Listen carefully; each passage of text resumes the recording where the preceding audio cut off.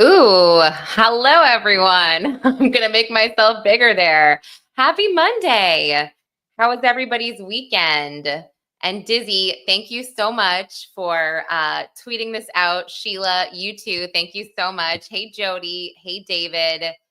Yes, it's. I feel like not too much happened over the weekend, but enough that we need to talk about some things, especially because, as you see right here, I have a picture of Pam Bondi and Ghislaine Maxwell. And the Attorney General, Pam Bondi, pretty much has until today to respond to a filing by Ghislaine Maxwell's team. So this should be interesting. I mean, considering what's come out over the last week. Hey, Derek. Hey, Mars. Hey, Gulf Coast girl. Hey, Sheldon. Hey, Phoebe. Good to see you all. Hey, Christy. Yeah, no, I definitely cannot blame the woman. But for those of you that are not aware, Ghislaine she filed an appeal, I think it was a couple of years ago, and that was denied. And I have some information on that we can go over. So yeah, it's pretty interesting. But now it's kind of like the government, this administration, put themselves in a position here where they might really not have a choice. Will they pardon her? Will they grant her a new trial? Oh, Dizzy, the transcripts from God's Misfits. Okay, possibly because there's not, I mean, I guess a ton of new information there, but yes, transcripts are available from that case. We'll discuss that in a bit for sure. And Mel, thank you so much. Thank you.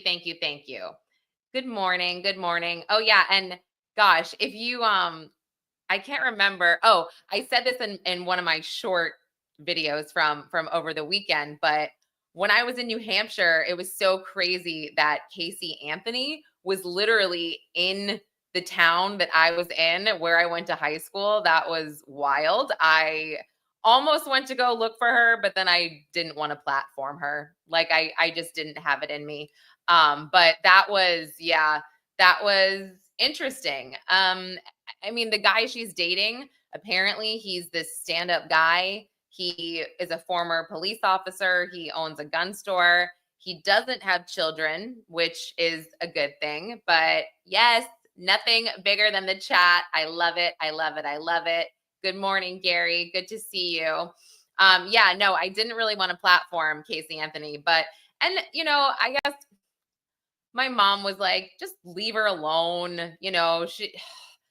I get that aspect. I really do. I just think that if I was Casey Anthony, I would have moved out of the country.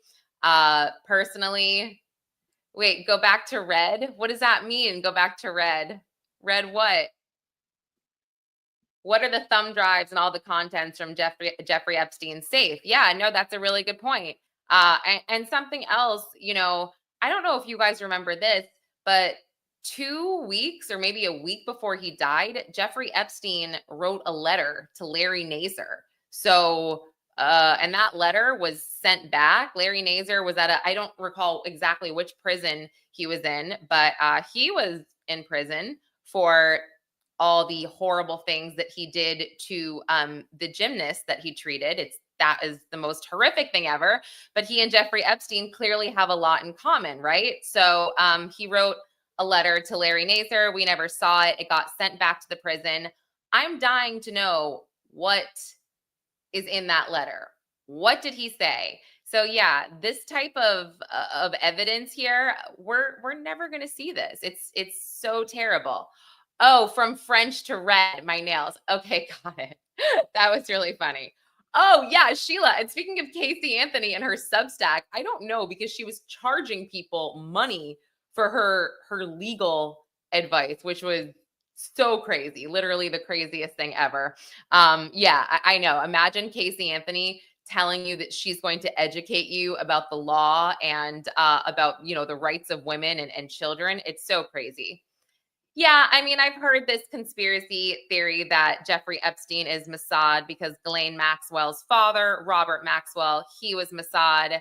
And, there were rumors as well that this was the reason that Trump is keeping these files secret or destroyed. They're already destroyed because of Israel and Mossad, and something that could possibly come out that would not look good to Netanyahu, not look good to Israel. I mean, who knows? But the one thing that I don't agree with here that has been said or speculated is that Trump isn't releasing the files because he is, I mean, yes, we can all agree that he is somewhere in there, of course, but I don't think there's anything that's so insane, about Trump in these files, and that's why he can't release them. Because, I mean, again, Joe Biden was just in office. It was Joe Biden's DOJ for how long? And you're telling me that the Democrats wouldn't have released anything that could potentially put Trump in the ground or convince the American people that he is a complete pervert and worse than that, so he wouldn't get elected? No, they would have already put that out there. And also, it's funny. I haven't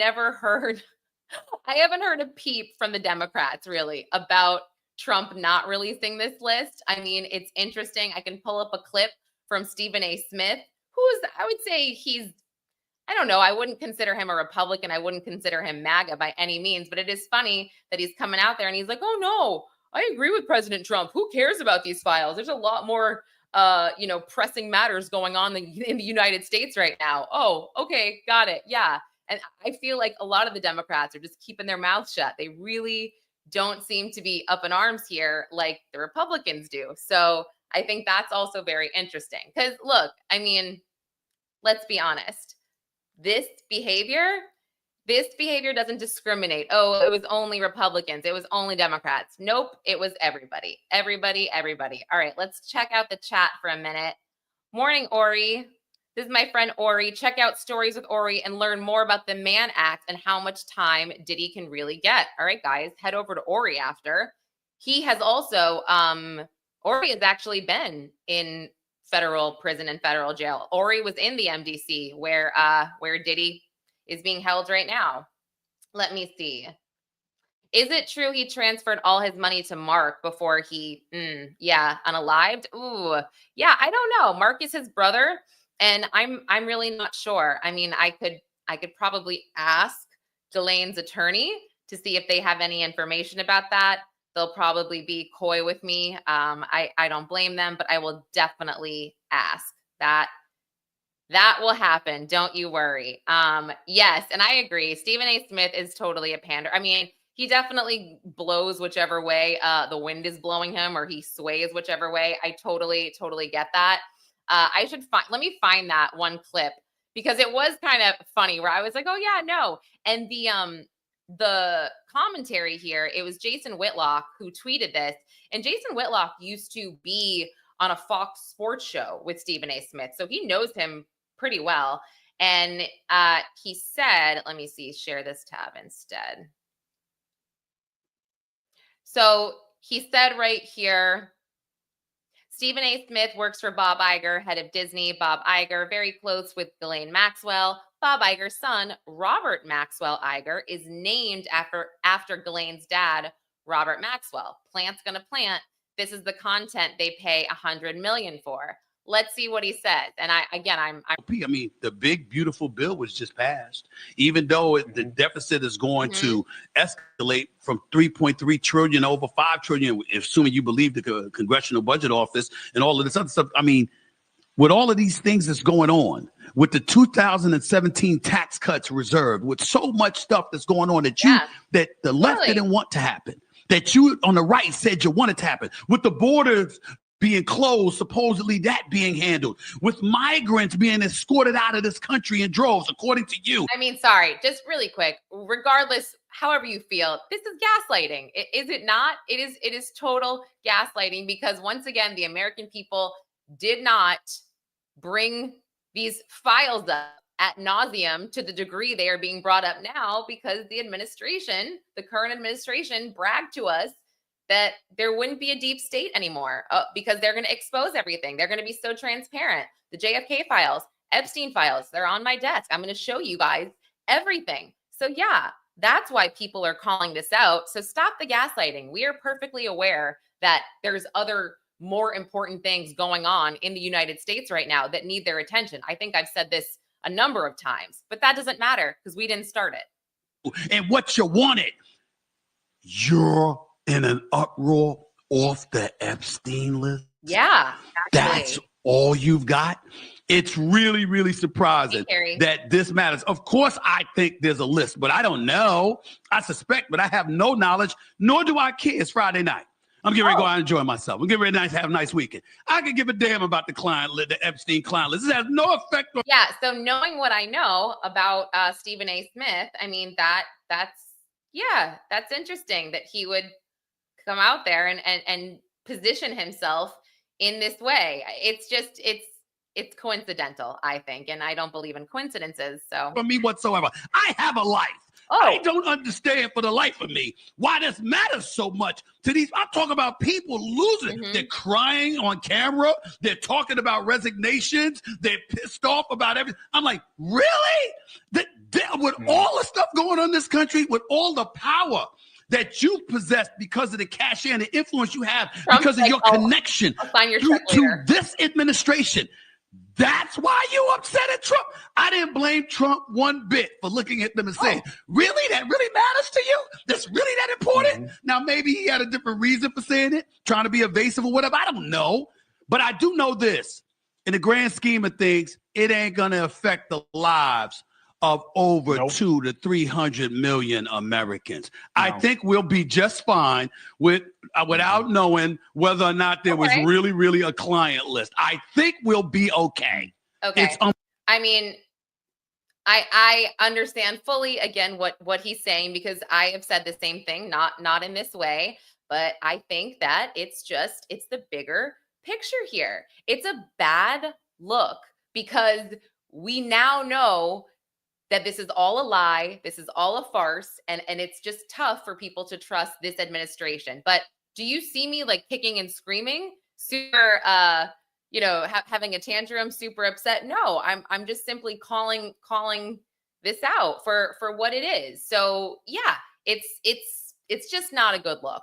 And again, it sounds like Pam Bondi was doing an okay job at other things. She was doing a good job at the border. I mean, she's got a lot going on, but this was just a true mishandling. And I had tweeted about this over the weekend. And then, Kash Patel came out and said that it was a rumor. It was a conspiracy theory, but it was like, oh, Dan Bongino is thinking about leaving this administration if Pam Bondi doesn't resign. And then it was like, oh, and Kash Patel, he is thinking the same thing. He's going to resign possibly as well if Bondi doesn't resign. And I'm sitting here and I'm like, well, I'm confused because you all were on the same memo here. You all put this out, the DOJ and the FBI. This was all of your narratives here. You all seem to agree on this. So why? That's when I'm like, you can't just blame the woman. I mean, yes, this was a severe, gross mishandling, but please don't only blame the female here. But then Kash Patel came out and said, oh no, this is a conspiracy theory. I'm always going to work for President Trump and support President Trump, whatever. Now, this is also a rumor, total rumor, no proof, but there have been random articles out there that Kash's girlfriend, who is 26 years old and also a country singer, is Israeli intelligence or Mossad. I mean, I don't know. I think what some of these articles say is there's no trace of her before high school or something like that. And there's a few other things, but it's obviously like, I don't take any of that as fact, of course, but I think that some of these conspiracy theories are kind of interesting. So yeah, let me see. Most of us weren't holding our breath, especially after the video of Don dancing next to Jeffrey. No, the thing is, though, I totally get what you're saying, but I just don't think that's why. I think that if it was all about Trump, this would have come out a long, long time ago when Joe Biden was in office and James Comey was, the FBI director. So that's kind of how I feel. And no, James, look, Ghislaine Maxwell was sentenced to 20 years in 2021 or 2022. I'm going to share this with you guys. Where is it? This is in her federal case docket regarding her former appeal that was denied. Let me see here. And I'll get into this, but I want to just share with you something more recent that's going on right now. You can kind of see some of these are the court dates and everything. The arraignment, it goes all the way down. I'll go through that in a second, but let me get to where is it? Where is it? Okay. So basically, Ghislaine Maxwell, again, she was sentenced to 20 years in jail in June of 2022 for her role in Epstein's trafficking operation. She appealed to the Supreme Court, and she was denied. But she appealed again, and the Trump administration, they are due to respond to her motion today. So Pam Bondi, I mentioned this, she has to respond today. And she, where is it? Her team said something very interesting. It says, they cite, the memo, the DOJ and FBI memo as well. Because, that memo says, quote, "We did not uncover evidence that could predicate an investigation against uncharged third parties." Okay, fine. But then why was Ghislaine charged? I mean, honestly and truly, and I don't want to, help her out, but this goes back to what I was saying before, even about Bondi. We always seem to blame the woman here. The woman has to take the blame. Yeah, exactly. I agree with this. We can't use the Democrats would have put it in because they would be incriminating themselves as well. Yeah, that too. But listen, I don't trust anyone in politics. And I think they could have put it out there and redacted what they needed to. Because look, you can make as many redactions as you want because I mean, when all is said and done, the Democrats Joe Biden wasn't boasting that he had this list and he wanted to share it with us, right? He wasn't sitting there saying, "Oh, I have it, I'm going to share it." If they put anything out there, they could easily have redacted whoever they wanted. And look, I wasn't even a Joe Biden fan. So I guess for me to say that and kind of like not stick up for him, but just say, yeah, he didn't make this a thing like the Trump administration did. That's all I'm trying to say here. Let me just go back to some of this information. Okay. So, okay. The filing from her team, a portion of this says, after the DOJ memo came out, quote, "Despite the existence of a non-prosecution agreement promising in plain language that the U.S. would not prosecute any co-conspirator of Jeffrey Epstein, the United States, in fact, prosecuted Ghislaine Maxwell as a co-conspirator of Jeffrey Epstein. Only because the U.S. did so in the Second Circuit and not elsewhere, her motion to dismiss the indictment was denied, her trial proceeded, and now she's serving a 20-year sentence. In light of the disparity and how the circuit courts interpret the enforceability of a promise made by the U.S., Maxwell's motion to dismiss would have been granted if she had been charged in at least 4 other circuits, plus the 11th, where Epstein's agreement was entered into. This inconsistency in the law, by which the same promise by the United States means different things in different places, should be addressed by the court. So, yeah, that's a good point, I guess. And then it says, "We respectfully request under Rule 30.4 of the rules of this court a further extension of time to and including July 14th to which to file the government's response." Again, that was today. I think their original date was yesterday, and it says the extension is necessary because the attorneys with principal responsibility for preparation of the government's response have been heavily engaged with the press of previously assigned matters with proximate due dates. Could they be talking about Maureen Comey? Yeah. Let me go back. That's interesting. Bill Clinton, you think, Ori? And Dizzy, you agree.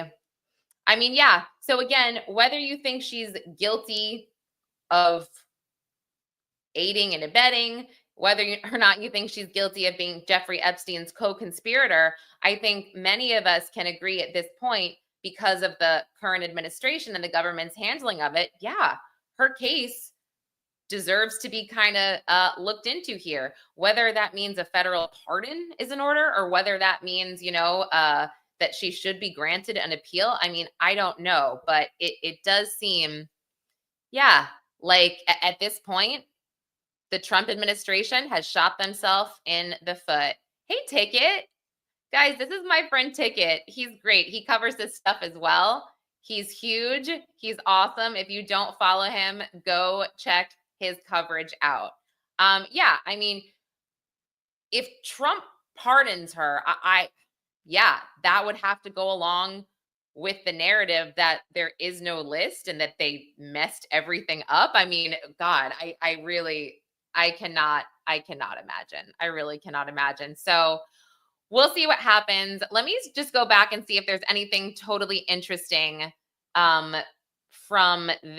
her appeal, going all the way to the bottom. 2021.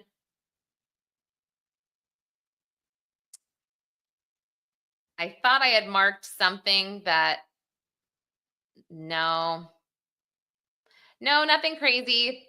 But yeah, this just shows, yeah, this is her. And you know what? Let me put this in the, I'm going to put this in the docket for you guys. Let me know, or I'm sorry, in the chat for you guys. So if you want to take a look for yourself, you can take a look and read this. Let me see. There we go. Okay. Let me know if you guys can see that. I don't know. It's from my desktop, so you can see. Right. And yes, you are correct. I mean, that's the sad part. Look, no list. We know there were clients. We know that the list exists or names exist. Maybe it's not formal, but also let's take a look at what I posted from the weekend. Or maybe it was, yeah, it was the weekend. But let's just talk about Alan Dershowitz for a second. Now, this is a little bit vague. I'm going to go and pull this up. The reason he said he could not share what he knows, he basically said he's bound by confidentiality, by a judge and cases. Now, that is very vague. A judge and cases. Okay. A judge, cases, got it. Maybe that means Virginia Giuffre. I mean, I don't know exactly what happened to the loose ends of her lawsuit now that she passed away. Yes, smash that like. And Simi, that's great. Sub to Ticket, he's awesome. Thank you, Ori. Yes, everybody hit that like. Thank you so much. Hey, Aaron. Okay, let's take a look at what Alan Dershowitz had to say. But again, do you guys agree with me that I feel like we all kind of just look past what certain people say about why they can't share certain things? I mean, it's just funny. He says, I'm bound by confidentiality from a judge and cases, and I can't disclose what I know. A judge and cases. Yeah, I'm very interested to know what those are. So records are being deliberately, willfully. So let me tell you, I know for a fact documents are being suppressed, and they're being suppressed to protect individuals. I know the names of the individuals. I know why they're being suppressed. I know who's suppressing them, but I'm bound by confidentiality from a judge and cases, and I can't disclose what I know. But I hand to God, I know the names of people whose files are being suppressed in order to protect them. And that's wrong. Just out of curiosity, without names, are these politicians, business leaders, both?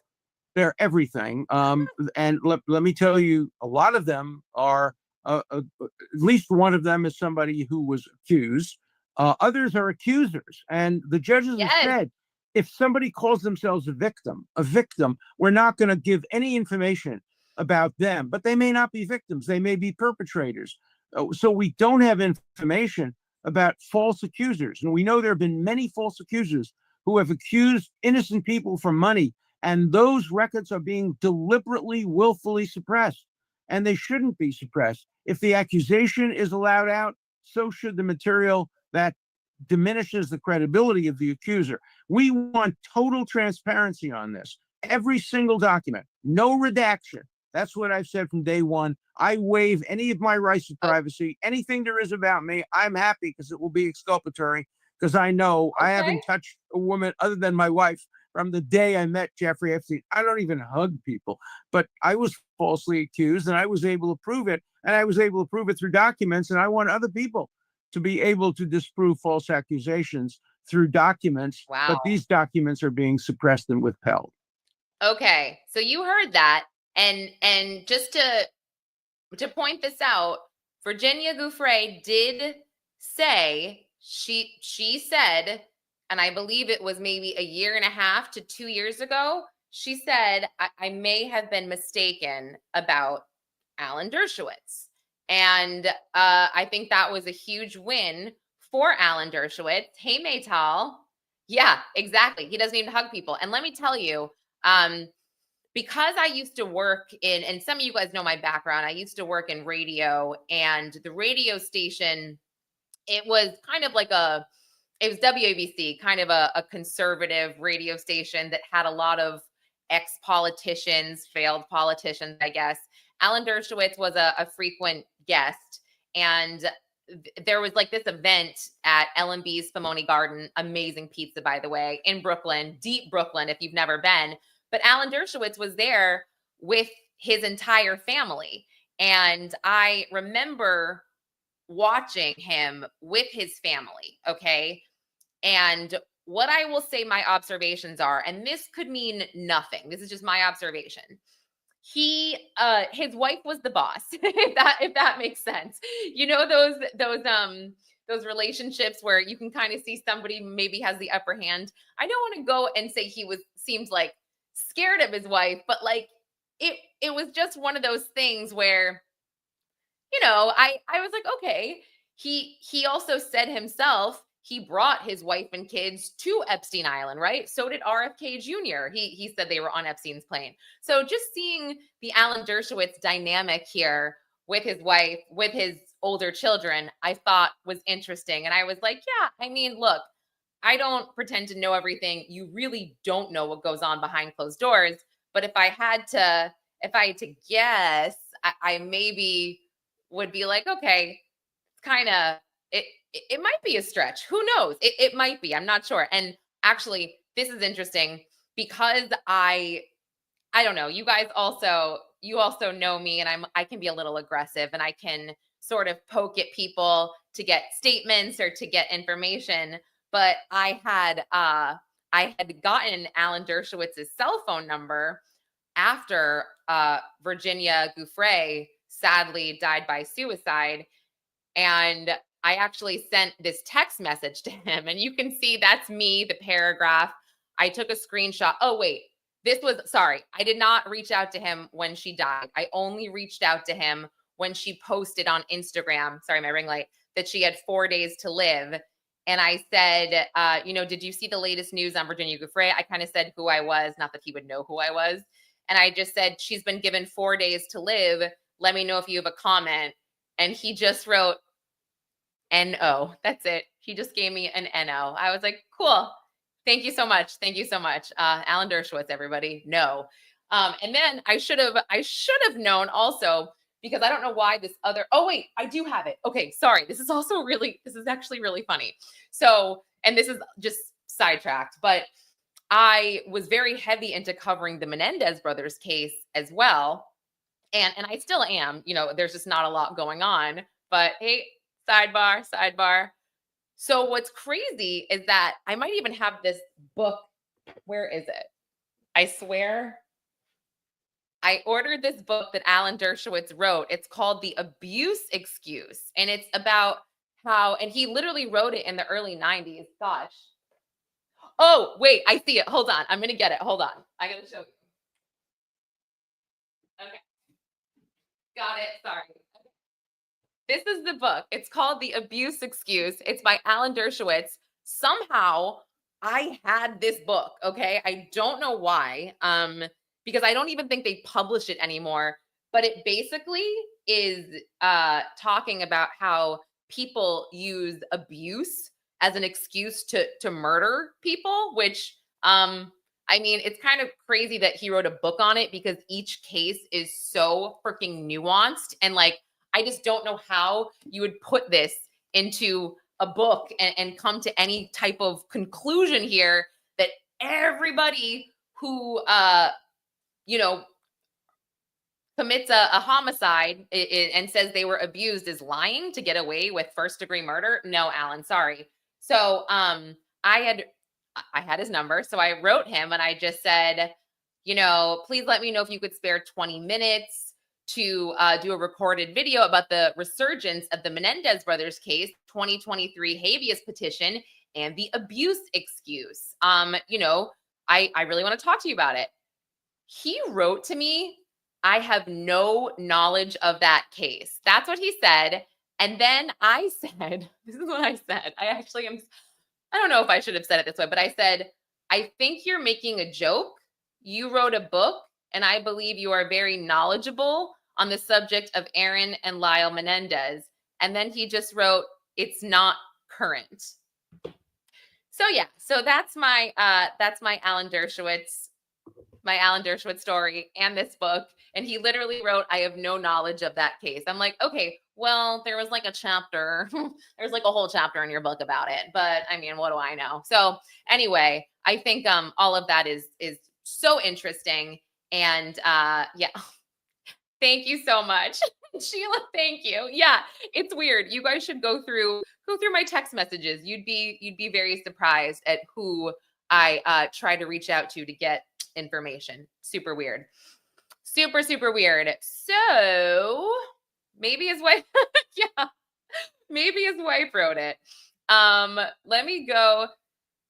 Do I think the Menendez brothers should be released? Oh yeah. I mean, I could do an update on them too. My gosh, that I do. I think the Menendez brothers should be released based on the fact that they've served almost 40 years. You know, you can watch, I have a whole playlist on this, and I think this case is so nuanced, the Menendez brothers, but I support their release. And I believe that, you know, they didn't get a fair trial the second time around, because the first trial, when they were allowed to present their defense as being abused, the jury was hung. So keep that in mind. The second time, they were not allowed to present any of that as a defense. There was only one charge, first-degree murder, no second degree, no manslaughter. So the jury is given this choice of like murder or nothing. And they basically, after the first jury took a very long time, I don't remember exactly how long, came back hung. The second jury, second trial, an hour, guilty. Okay, got it. So yeah, I think they deserve to be heard. I think they've been model prisoners. I think they've done more good in prison than probably I've done, you know, in life. I mean, hopefully not.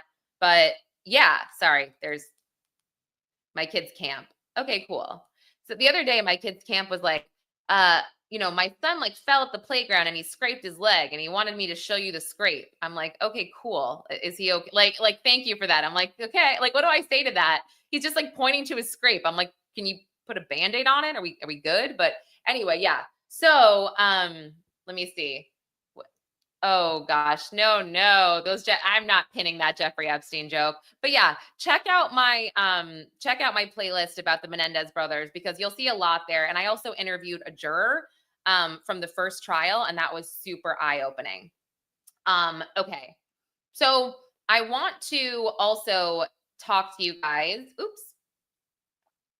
About, I didn't get to this last week, but just really, really quickly and briefly, I want to just bring up the fact that the civil lawsuit against Kanye West, this was an amended lawsuit. This is nothing new.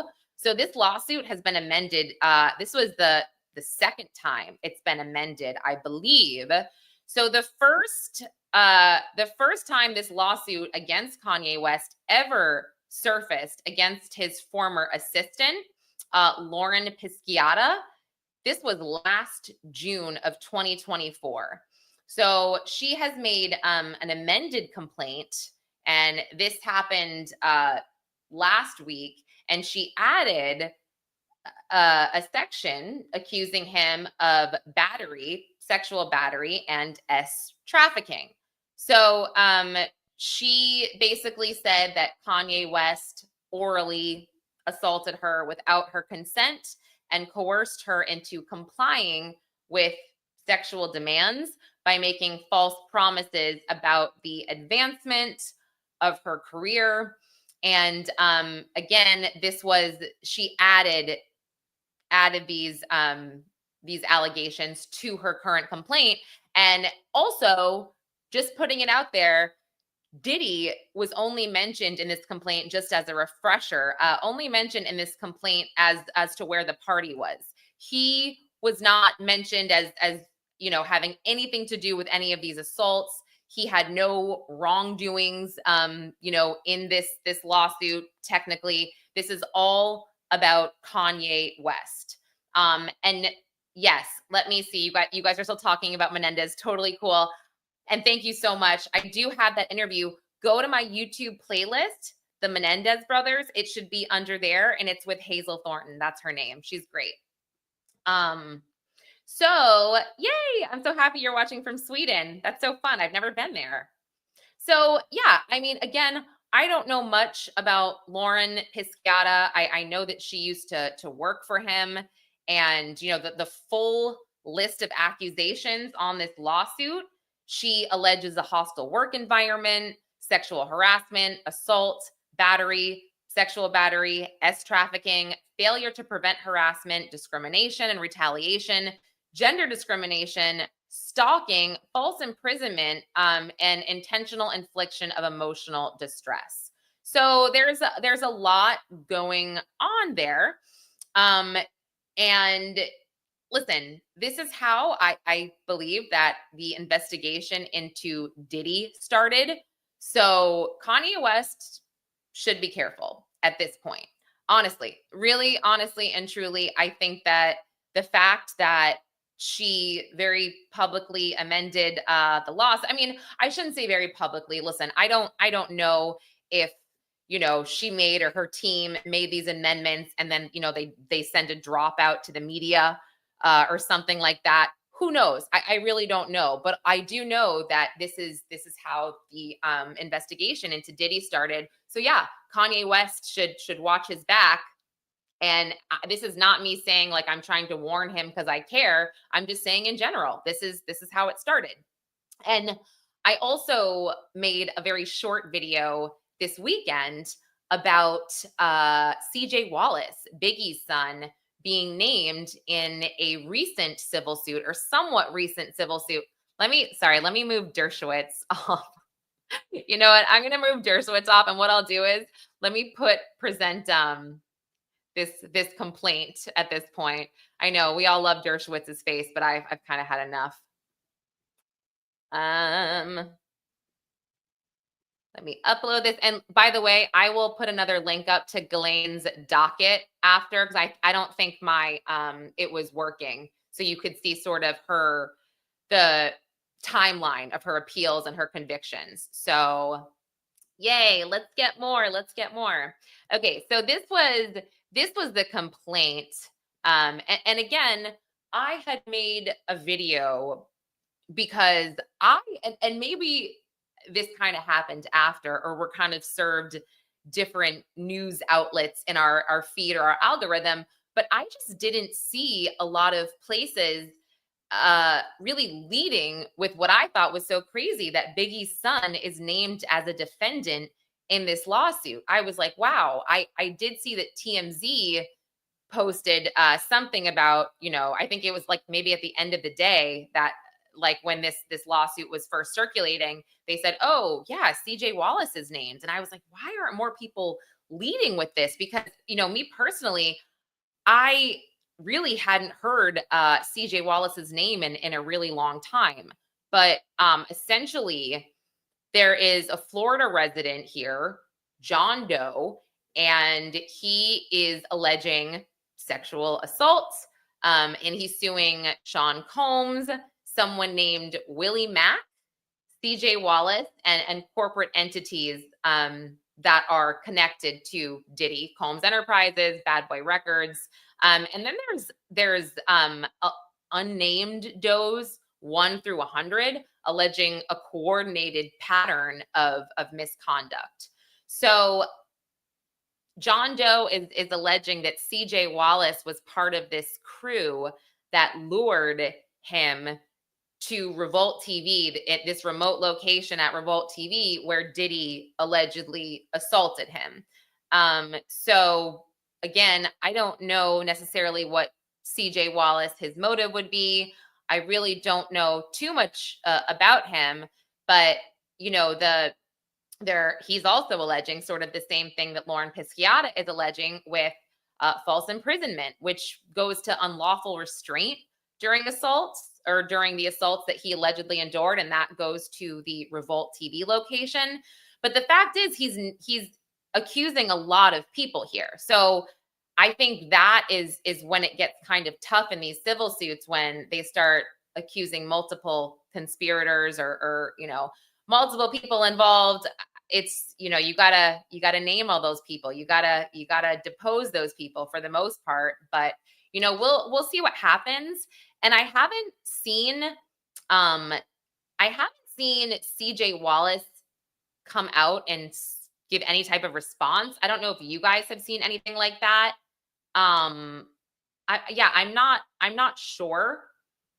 Make sure you bring up Clayton Howard too, I did bring up Clayton Howard the other day. I had his lawsuit that I sort of brought up. I think it was last week during a live, who is suing Cassie as well as Diddy for allegedly giving him STDs, and he is claiming that he was trafficked. Although he was an escort, I guess. So, you know, that's a little bit more nuanced. But let me see. Yeah, let me go back to this just to make sure. Yeah. So this lawsuit, this John Doe also claims this was where he was thrown a t-shirt, a Notorious B.I.G. t-shirt full of Diddy's. I said this during Joe Jacalone's live stream today. I didn't know what to say to not be a little bit dirty. I said his baby batter. Ugh, it's so gross to say that. But he was thrown a t-shirt full of it at him. So that is also emotional, caused him emotional distress, anxiety, depression. He allegedly had suicidal thoughts because of this. But yeah, I mean, he demands a jury trial here. And I think also, oh my gosh, this is actually really, really important. It was April Lampros. Her civil suit was thrown out. Let me make sure that is correct. No, sorry. It was not completely thrown out. This was, let me make sure. Oh, no. Nope. I was correct. Yeah. They narrowed the scope. Okay. The judge narrowed the scope of this civil suit with April Lampros. And basically the judge agreed with Diddy, his request to dismiss claims about any incidents that were found to have occurred before December 19th, 2000. And that's when the Gender Motivated Violence Act went into effect in New York City. So April Lampros had alleged that 4 unwanted sexual advances occurred from Sean Combs, a grape in 95, an SA in 96, and a coerced sexual performance and grape in 1998, and then an SA in her apartment at the end of 2000 or the early 2001. So I mean, this was last year. His lawyer said that she filed this baseless lawsuit more than 20 years after the end of her romantic relationship with Mr. Combs, and added that each and every one of her false claims is deficient on its face, and they must be dismissed. And yeah, so at this point, it's been thrown out because everything happened before 2000. So that is a big win for Diddy. I think that now they, the judges in these civil suits, and these are, these are going to the Supreme Court here. They're just going through them, I think, really, really meticulously now, especially since he was not convicted on two of the largest charges or most serious charges against him. Let me see. What is, you said you didn't think you were a prude, baby batter as kids talk. You're a prude. Wait, listen, I'm saying that for also the algorithm for YouTube. I don't want to get banned. And wait, yes. So Shannon Sharp is using Tony Busby. Or I'm not sorry, not Shannon Sharp. Sorry. The accuser is using Tony Busby, and they were a no-show for the hearing the other day, which is crazy. Tony Busby is getting the literal worst reputation here. And I think that it's really crazy that at first, you see him and he's helping all of these survivors and these accusers. And then little by little, you kind of peel back the layers of the onions and you're like, is he helping or is he kind of making it worse and kind of ruining the credibility of certain people? I think that's something to really think about when it comes to Tony Busby because of his alleged exaggerations and the fact that I don't think he can practice law in New York right now. So let me see.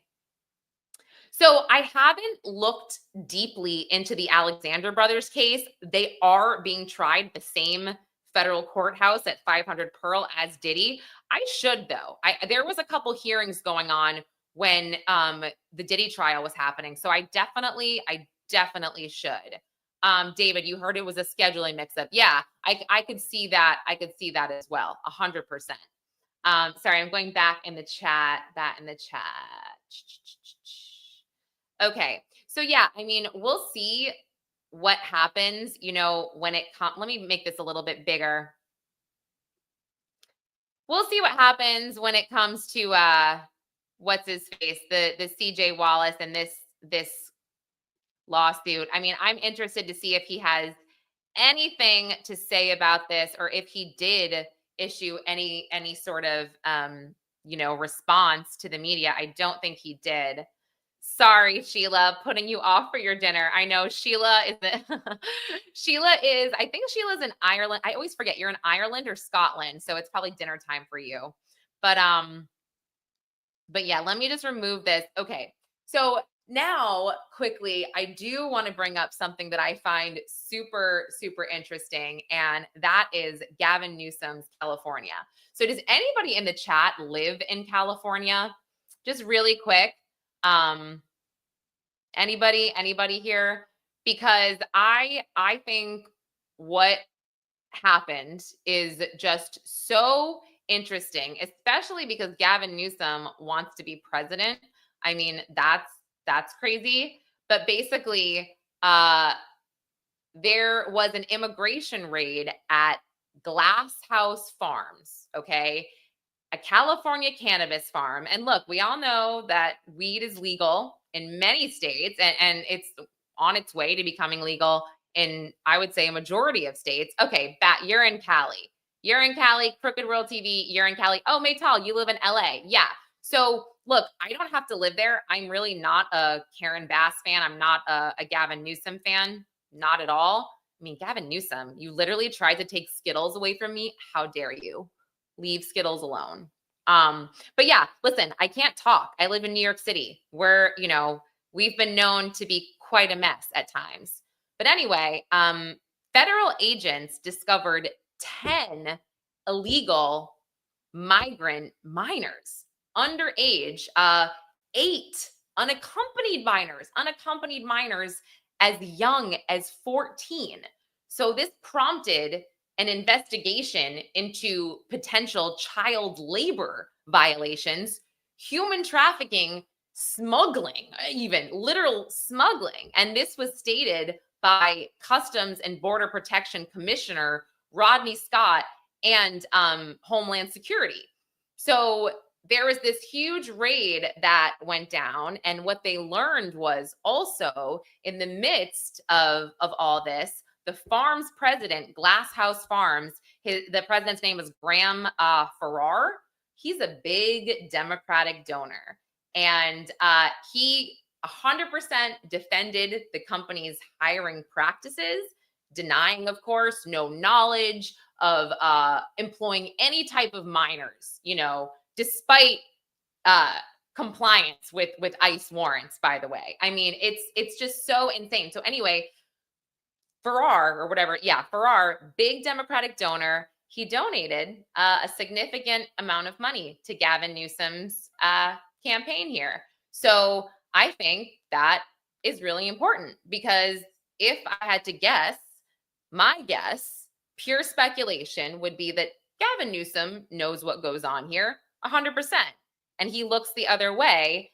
And then, he makes it his mission to vilify the Trump administration for their crackdown on, illegal immigrants and ICE's crackdown. This is what he does. But, on the flip side, he is also not doing such great things and looking the other way. And this is my opinion, because I do think that things kind of are looking like, hey, I will keep donating money to your campaign as long as you look the other way. So I mean, again, on X, they defended their employment practices, which I think is totally crazy. They verified that the warrants they got were valid and they complied with them, but clearly not so much. He said, workers were detained and we were assisting to provide them legal representation. What? So they were just working there in the meantime? Yeah, I don't really know about that. But yeah, it's really interesting. And also, they noticed that the ICE building smelled heavily like weed. So, and they took about 200 immigrants from this property. And and again, Gavin Newsom loves to deflect on all of this, loves to deflect and just, vilify the Trump administration based on, what they're doing. So, anyway, did you miss me being a Republican? No, I'm an independent. I think you'll notice that I call out both sides when it's necessary. That's what I do. And my only problem with being an independent is I can't vote in some of the gubernatorial local elections here in New York City. So So no, literally, don't you guys worry. I will call out both sides as I see fit. I have no issue with that. At all. But I just don't like Gavin Newsom. I just don't really care for him. The same way there's many Republicans I don't care for. I mean, like Matt Gaetz, ew, I really don't care for Matt Gaetz. I could name a whole bunch more, but it doesn't matter. Yes, I totally agree. Hey, Daisha, good to see you. Yeah, of course. I'll always clarify. And no, what's funny? It's funny that you say that, because I did a show, Dan Abrams, on News Nation. And this was 2023. And it was an hour of politics. And Dan had a liberal, a conservative, and me as the independent. And it's funny because I think I came off way more like a Republican than the actual Republican did. And I didn't even mean to. And it's because they went into issues like, I don't know if you guys remember this, but there was a Bronx daycare where it was awful. There was a baby, I think one baby passed away and the other babies got very ill because they were cutting drugs that were laced with fentanyl, and the fentanyl was kind of in the air and it literally killed these babies. There was enough to kill them. And so I was talking about how, Narcan, they're selling it over the counter now, and how people in major cities like New York, like in California, maybe they should carry it with them just for preventative measures based on what's happening for their children specifically. And this one guy that was the liberal or the Democrat, he went crazy on me. He's like, I can't believe you're gonna scare your children and carry Narcan and I'm like, what are you talking about? I was like, I never said I was going to tell them about it. And also, like, what? My kids are 6 and 9. Why would I tell them that I'm carrying Narcan? That makes absolutely no sense whatsoever.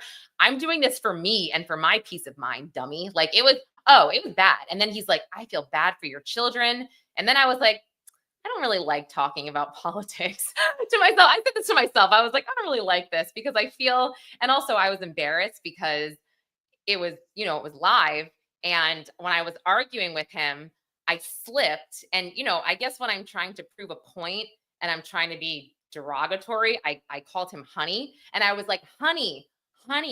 It was so embarrassing of me. I was like, why did I say that? I don't know why I did that. But anyway, wait, does it cost 50? Yeah, there you go. Okay, thank you. So I didn't really think that this was being any type of political way. I just thought that I was taking precautionary measures like I, had intended to. I didn't know that I'd be attacked for this. So anyway, okay, got it. You grew up in the hoods, you've been damn, that's interesting. So everybody just kind of kept it on them, Daisha. They'd all just kept, that's crazy.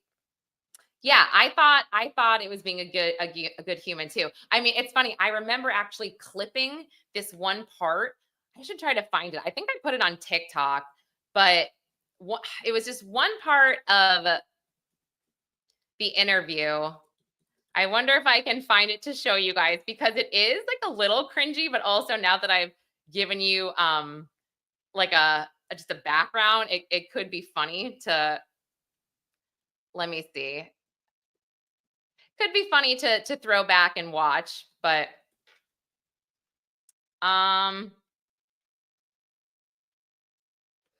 no, I don't think I can. It would take me too long to probably find it. Let me see. I can still go down just a little bit and try to find it, but yeah, exactly, Gary. I'm with you. It's so funny because when I do criticize the administration right now just about the Epstein files and all that stuff. And there's a lot of apologists out there. And I'm just like, yeah, if you can't criticize, and listen, I think there's something to be said about that. And I will say I do appreciate this about Republicans, right? Because I think that you guys can all agree right now with what's happening. The Republicans are coming down hard on the administration that they voted for. And I think that it's important to have arguments and discussions. And, things are complicated. It's so funny that sometimes I do feel like on the Democratic side, I guess I do feel like they all seem to agree on everything, at least from a certain standpoint, I mean, the COVID vaccines and all of the mandates, it was like not one Democrat really stood up in 2020 and said, maybe it's not fair to fire all these people, or maybe it's not great that we shut down all of the schools in LA immediately, where it's kind of just like, I don't know. I think it's healthy to have arguments, discussions, and call out your own administration and hold them accountable. That's kind of, how I feel about that stuff. I don't know if you guys agree, but sure, if that makes me sound more like a Republican, in this moment, then yeah, so be it. And also, you know what, now that I'm thinking about it, I do have a lot of connections, I guess, on the conservative side because of where I worked in the past. But yeah, that still doesn't stop me from saying how I feel about a lot of things that happen on both sides. So, oh, that's so nice. Thank you so much. Thank you so much. Let me see. Look at Chris Cuomo's face. Oh, was that from you were catching up on? Yeah. And Chris Cuomo, I mean, I think he's phenomenal, actually. I think he he went from going on CNN to News Nation, where now I'd say he's a good moderate to watch. I really, yeah. Oh, no, that's definitely not happening. Mom Donnie, no. Listen, everybody who's been following me knows that I was calling out Eric Adams left and right. I became a big Eric Adams fan overnight, unfortunately. Situational Republican. I don't know, but listen, sure, situational Republican, situational Democrat, whatever. Yeah. So that's so funny.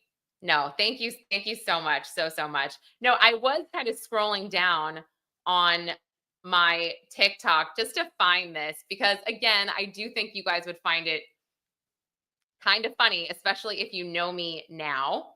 Actually, I think I do have a good chance of finding this actually, because before the Diddy trial, I wasn't really posting on TikTok as much, I guess. Just the occasional clip here and there. Oh, I just came across one where I'm wearing this shirt. I hate when that happens. I want to show you guys new shirts, okay? New tops here. Okay. I'm getting closer. Oh my gosh, I found an interview I did with Gypsy Rose's cousin. That's crazy. Yeah, let me know. Oh, the crypto, I'm going to that hearing tomorrow, by the way. Thank you so much. This is actually kind of a workout shirt. It has like a built-in bra and everything. Thank you so much. Yeah, I'm going to the crypto hearing tomorrow at 9. So I'll do a video before the hearing and a video after, most likely on Twitter. But no, I'll put it on YouTube as well. Let me see. Okay, almost there. I promise it'll be funny enough just to watch me be like embarrassed. Oh shoot. Wait, it didn't go down it doesn't go down far enough. Is it my internet that's doing this? Oh no. Oh, weird. Oh, I was like so close. Shoot. Oh no, I really wanted to show you. It was All right. Well, just kidding then. Just kidding. I know. You want to see? Okay. Well, since I'm there, I can play some of this old stuff. It's not that old, but yeah, this was. Hold on. Gypsy had pulled his box out. My aunt asked her, "What's that box?" And she says, "Oh, that's what Mom uses to relax my muscles." It was a box of vibrators. It was vibrators. Yeah. So what was she doing to Gypsy at night? You know what I'm saying? Was that something she was doing to relax her muscles? What are you talking about? It was a box of dildos. That is beyond weird. And how old was Gypsy, you said, when she said that? Weird. That would be when she was 9. That would have been around the time when she was living in my grandfather's house, the second house. So after you moved out of the old house with my dad. Crazy. So they pulled out a box, and Gypsy had pulled his box out. Oh, sorry. Now it started all over. Yeah. My aunt asked her, "What's that box?" I think I clipped one more thing. Oh, that's what Mom uses to. I clipped one more thing on that. Oh shoot! It goes all the way down to the. So annoying. There's one more thing I clipped from that interview. That interview I thought was so eye-opening. Oh my gosh, that with her cousin. I mean, that girl had been pretty much tortured her entire life by Diddy Blanchard. It was crazy. It also was crazy that her family didn't really help her. And, her cousin Bobby was cool because he told me things that I didn't put together. I didn't realize. I mean, Bobby was so much older than Gypsy Rose. And because I kind of alluded to the fact, why didn't you help her if you saw some of this weird stuff? Why didn't you help her with, whatever? And he kind of made it clear. He's like, I was super old. Gypsy was literally a toddler and I was, a teenager. So, and I'm like, that's a really good point. You don't pay attention to your toddler cousins when you're a teenager. I mean, you're like, hey, whatever, blah, blah, blah. And then, you move on. So yeah, I was just kind of like, oh, that makes sense. I did not really put that together before. But where was the other? Was it this? Yeah. Oh, post. It was him videoing his own hands, and I was like, so I went back and like, oh, you fooled me pretty good, man. I said this whole time I'm thinking I'm talking to Diddy, Gypsy. Yeah. You're doing the same exact thing that Diddy was doing with Facebook. You're posing as Gypsy. You know, like what the hell's going? So I'm like, okay, now what's this situation? You know, like he's taking that step, you know, Mhm. and Yeah. he sent me back like she doesn't know she doesn't she knows about everything that I post on here. She doesn't I don't do anything without her knowing everything that I put. And he said, I'm just setting up her social media for when she gets out. And I didn't Yeah. even respond. I'm like, what? She doesn't need you to set up social media for when she gets out. Exactly. She's got all this hype on her already. As soon as she says hi, the post, So it was him I videoing his own hands. this clip, I thought now that I'm replaying this sometime later, obviously Gypsy Rose is not married to this guy, Ryan Anderson, anymore. And Bobby had told me on this podcast that I did with him, again, I think this was like last year or maybe the year before. Everything's running together, sorry. But he said that he didn't trust Ryan and that Ryan was doing the same thing that Didi Blanchard did with Gypsy and pretending to be her on social media. And he was trying to, you know, control the narrative and control Gypsy. And I was like, wow. And so now looking back, it's really interesting to see that they are no longer together. Yeah, it's so funny. I feel like I had really, or I do have good content. It just gets so slept on. Maybe I should resurface some of this. I should push this back into the mainstream narrative spotlight here. I don't know, just because knowing what has happened since is just so wild, right? I mean, my goodness. And also I did this the other day when the new Superman movie came out. I had bumped up an interview I did with Will Reeve, Christopher Reeve's son. And I thought it was a really great interview. And, you know, it's audio only. A lot of my stuff is audio only, some of my older stuff. But yeah, I reposted it. The original video got 100 views. And I was like, man, I feel like this is good. I liked it. Yeah. Okay, maybe I'll take the time to add some new stuff. Because yeah, I feel like this is good content and it's kind of slept on. But let me post if you want to listen to this podcast with her cousin Bobby, I can send you guys. I think it's only via audio right now. Gypsy Rose. Let me put it in the chat.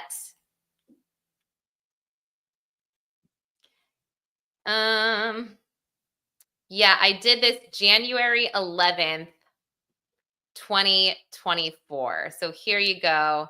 This is my Acast link. Does that work or does this? Let me make sure sometimes I think I deleted something by accident on the end. I'm not sure. Oh no, I'm good. Okay. Yeah, so check that out. Any update in finding a juror? No update yet. I mean, I thought about, and this is for the Diddy trial, I thought about maybe contacting the guy George just to have somebody. But you know, what can he possibly say that he hasn't said? We'll see. I'll keep trying. You know, I'm going to keep trying and maybe I'll get lucky, right? Maybe I'll just run into a juror at the coffee shop. I mean, one can hope, right? Let's see. And then has there been any news on Veronica Butler and Jillian Kelly? So for those of you that are not aware of the Veronica Butler and Jillian Kelly case, this is a very tragic case out of Oklahoma and Kansas. Two moms that went missing on Easter of 2024. And they went missing. And then unfortunately, they were found murdered. And now sitting in jail for their murder, who they have not been officially convicted yet, are 5 different defendants. And these 5 defendants were one of them, the lead defendant, let's say, Tiffany Adams. She was the mother-in-law of Veronica Butler. And this was a custody battle essentially. The grandma wanted custody of the kids. The dad was kind of a partier. And but there's more. There's more to this case. I genuinely feel, and I know, because I do have some information, and I've done many podcasts on this and videos. I actually also have a playlist. I think it's under Kansas Moms or Veronica Butler and Jillian Kelly. Thank you so much. Good to see you. Hey, Jay. Thank you so much. Thanks for stopping by. And yes, so essentially, these defendants have been in jail awaiting trial for over a year. I did go to the pretrial hearing in December. It was very, very emotional. But now the transcripts from the pretrial hearing have been released.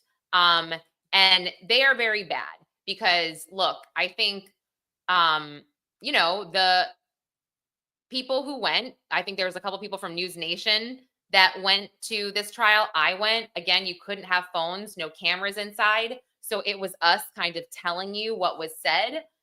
Guys, if you remember, I did not sleep after this pretrial hearing for a very long time, based on what one of the defendants said and what he admitted to doing to Jillian and Veronica. And couple that with the autopsy reports that came out. And yeah, me personally, I have no interest in going through the transcripts for that case and what happened on the stand. I mean, I think that the purpose of going through them would obviously be for these defendants to get the death penalty, right? And to show everybody why they deserve the death penalty for what they did, allegedly. Yeah, that's how I feel. But at this point, I don't think this case is going to trial, guys. I think that the Kansas Moms case, they're going to plea out to life in prison without the possibility of parole. That's how I feel. So yeah, I mean, guys, it's so horrific. Let me see. I think there was a news article about this. Yeah, there was a news article, but and then the other thing that happened was the property owner, Jamie Beasley, the women were found on his property. It was rented by Tad Cullum, Tiffany Adams's boyfriend, grandma's boyfriend. He just died. And he was a huge witness in this case. And he died of a heart attack, I think. So, I mean, they already have his testimony from the pretrial hearing, but I wonder how that's going to affect things. So let me double check to see when the next hearing is. I'll check the docket. The next hearing is,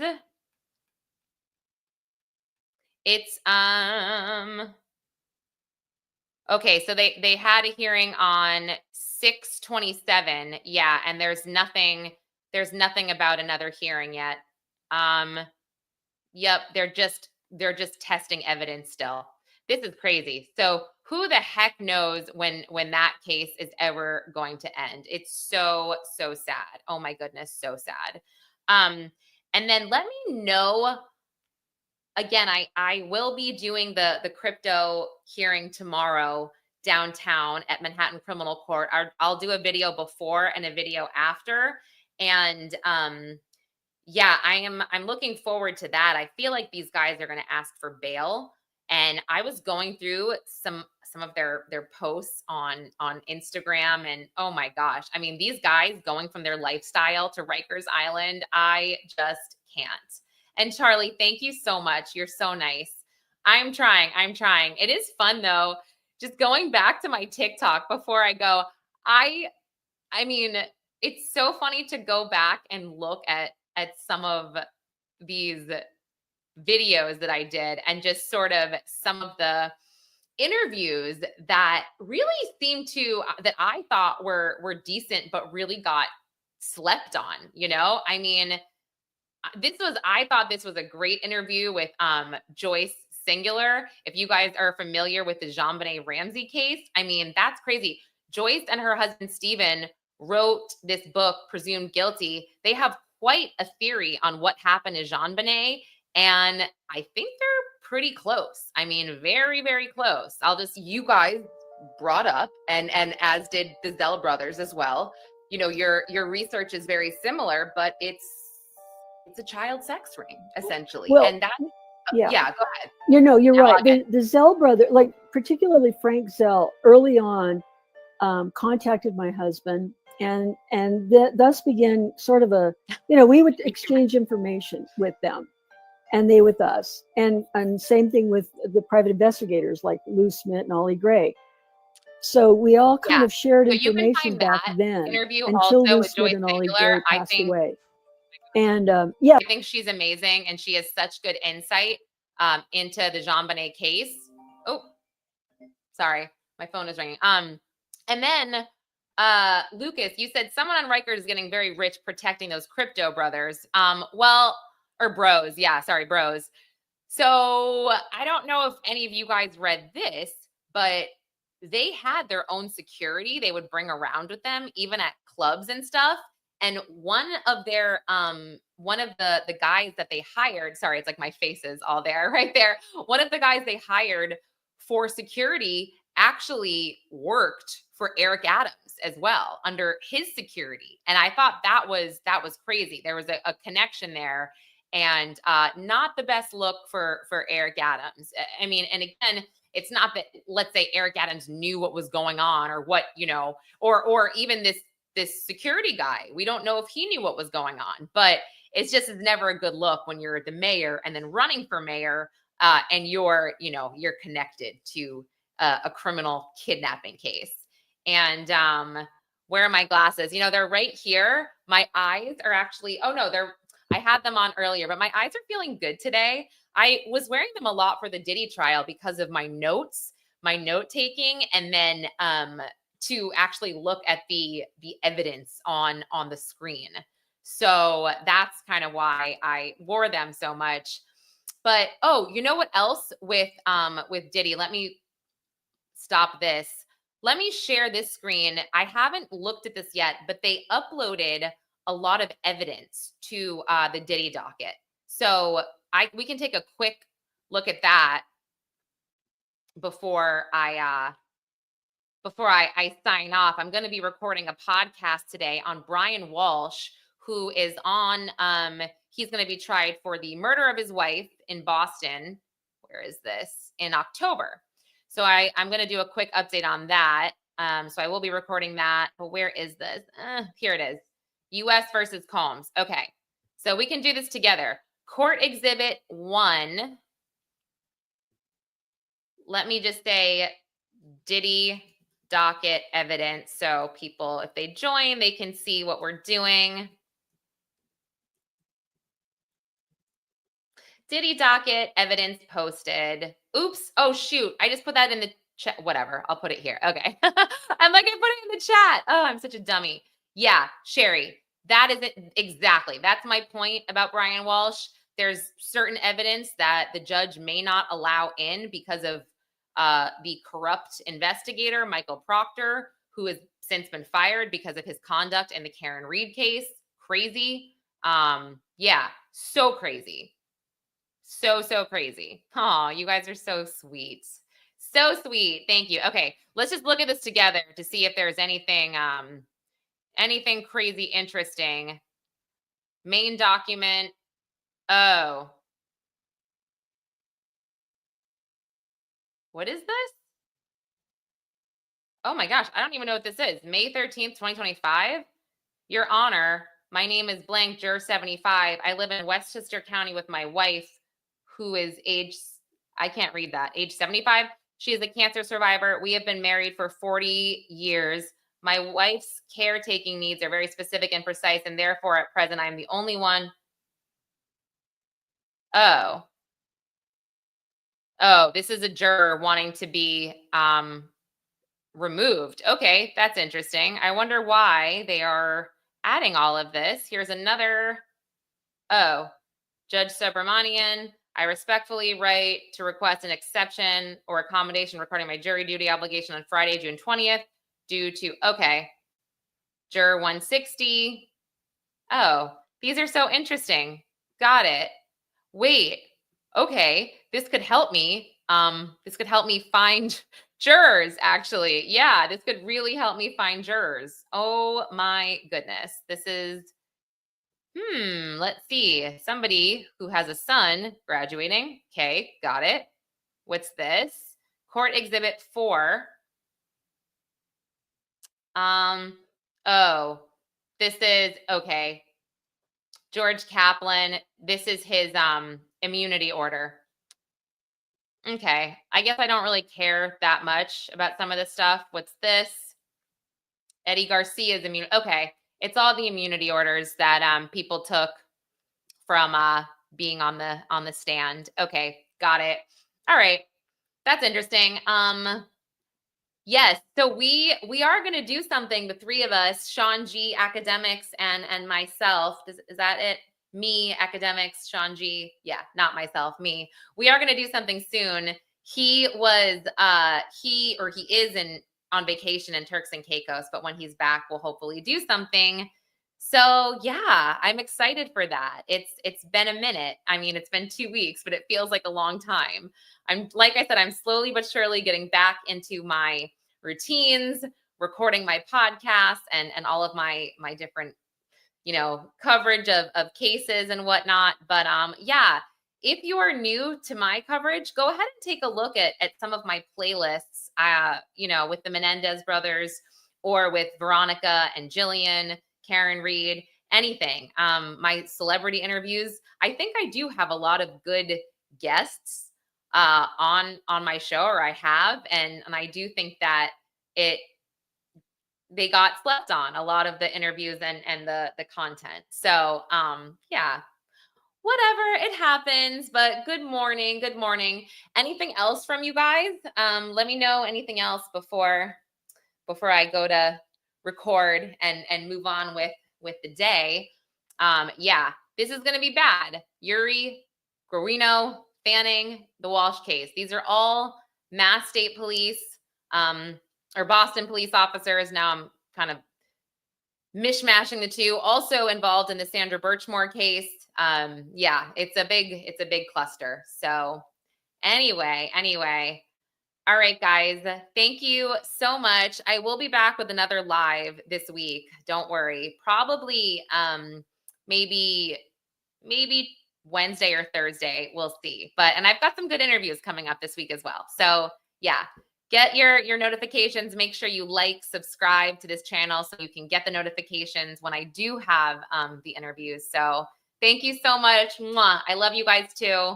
Have a good day, okay? Bye, guys. See you later.